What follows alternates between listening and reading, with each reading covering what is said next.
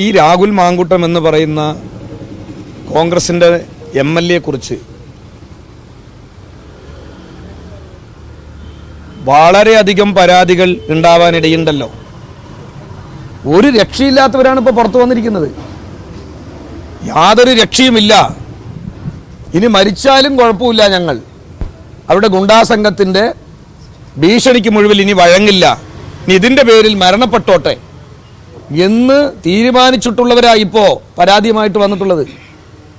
അപ്പോൾ എത്ര പരാതികളുണ്ടാവും, എത്ര പരാതികളുണ്ടാവും? ആ രൂപത്തിലല്ലേ ഇപ്പോൾ ഇവരുടെ എല്ലാം ഓരോ ആളുകൾ വെളിപ്പെടുത്തുന്ന കാര്യങ്ങൾ.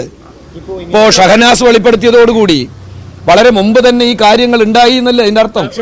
അതായത് യൂത്ത് കോൺഗ്രസിന്റെ സംസ്ഥാന പ്രസിഡന്റ് ആകുന്നതിന് മുമ്പുള്ള കാര്യമാണ് ഷഹനാസ് വെളിപ്പെടുത്തിയത്. നേരത്തെ പറഞ്ഞ ആരോപണം അന്ന് തെളിവുകൾ പറയാഞ്ഞ പശ്ചാത്തലത്തിലാണ് സ്വാഭാവികമായും പിന്നീട് അതിന് ചോദ്യങ്ങളടക്കം ഉണ്ടാകുന്ന പശ്ചാത്തലം ഉണ്ടായത്. ഇപ്പോൾ അതിന്റെ ഈ പശ്ചാത്തലം വേറെയാണ്. താങ്കൾ ഇപ്പോൾ ആ ആരോപണങ്ങൾ വീണ്ടും ഉന്നയിക്കുന്ന സാഹചര്യമാണോ ഉള്ളത്? അതായത് അന്ന് പറഞ്ഞ കാര്യങ്ങൾ വീണ്ടും ആവർത്തിക്കുകയാണോ? ഞാൻ പറഞ്ഞത്, ഞാൻ അന്ന് പറഞ്ഞപ്പോൾ കോലാഹലമുണ്ടാക്കി മാധ്യമങ്ങൾ. അതായത് അത് എനിക്കെതിരെ ആക്രമണം നടത്തുകയായിരുന്നു. അതാണ് ഞാൻ ഏഷ്യാനെറ്റിൻ്റെ പേരെടുത്ത് പറഞ്ഞത്.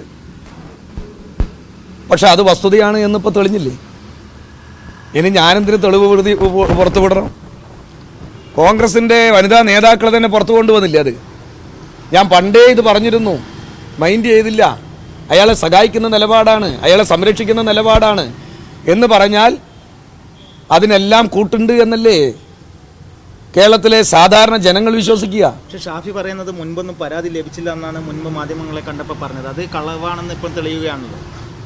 അതായത് KPCC നേതൃത്വത്തിന് 9ഓളം പരാതികൾ കിട്ടിയെന്നാണ് ഇപ്പോൾ വരുന്ന ചില റിപ്പോർട്ടുകൾ. ആ പരാതികളൊക്കെ മുക്കിയില്ലേ? മുക്കുന്നതിന് നേതൃത്വം കൊടുത്തവർ ആരായിരിക്കും? സ്വാഭാവികമായും അയാളെ ചേർത്ത് പിടിക്കുന്നവരും സംരക്ഷിക്കുന്നവരും. ആ സംരക്ഷിക്കുന്നതും ചേർത്ത് പിടിക്കുന്നത് ആരായിരിക്കും? അതെല്ലാം നിങ്ങൾക്ക് അറിയുന്ന കാര്യമല്ലേ. ഈ ഷഹനാസിന്റെ ഇപ്പോൾ നടത്തിയുള്ള വെളിപ്പെടുത്തൽ പ്രകാരമാണെങ്കിൽ ഷാഫിയെ കൂടി സംഘം വിവരമെടുക്കണ്ടേ? ഇതിപ്പോൾ ഞാൻ പറയുന്നത്, ഈ ഒളിവിൽ കഴിഞ്ഞ വിദ്വാൻ ഉണ്ടല്ലോ, കഴിയുന്ന വിദ്വാൻ, അവനെ പിടിച്ചാൽ ഈ കാര്യങ്ങളെല്ലാം പുറത്തു വരും.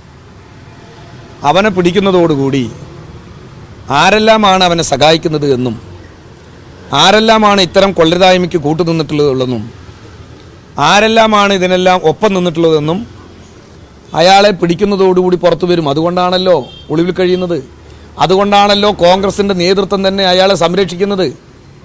കോൺഗ്രസിൻ്റെ നേതൃത്വത്തിലെ പല നേതാക്കൾക്കും അയാൾ പുറത്തു കൊണ്ടുവന്നാൽ, പോലീസിന് പിടിപെട്ടാൽ, ആ പിടിപെടുന്നതോടുകൂടി പല കാര്യങ്ങളും അയാൾ തുറന്ന് പറയേണ്ടി വരും.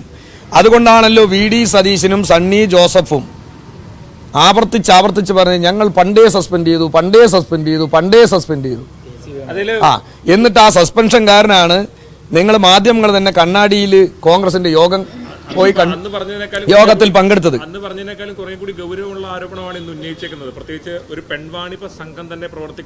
അതെ, അതിലെന്താ കുഴപ്പം?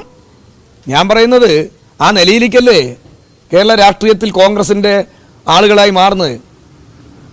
ഞാൻ ചോദിക്കട്ടെ, ഇത്രയും വലിയ അതീവ ക്രൂരകൃത്യം ചെയ്ത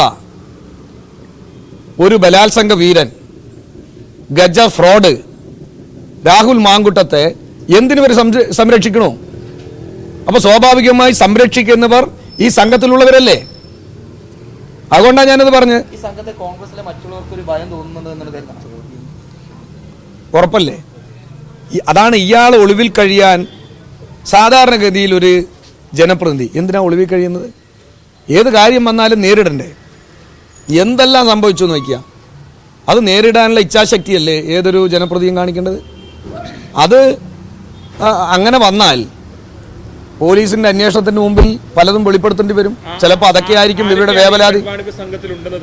അല്ല, അതിപ്പോൾ നിങ്ങളിപ്പോൾ അങ്ങനെ ചോദിക്കണ്ട. ഞാൻ പറഞ്ഞത് ഇത്രയേ ഉള്ളൂ. ഒരു ബലാത്സംഗ വീരൻ ഗോവിന്ദസ്വാമിയേക്കാൾ വലിയ ഫ്രോഡായി ഇന്ന് കേരള രാഷ്ട്രീയത്തിൽ, കോൺഗ്രസ് രാഷ്ട്രീയത്തിൽ നിൽക്കുന്നവൻ, അവനെ സംരക്ഷിക്കാതെ അവൻ ഒളിവിൽ കഴിയില്ല. അങ്ങനെ ബലാത്സംഗ വീരനെ സംരക്ഷിക്കുന്നവർ ആരാണോ അവരെല്ലാം ചേർന്നവരാണ് പെൺവാണിഭ സംഘം.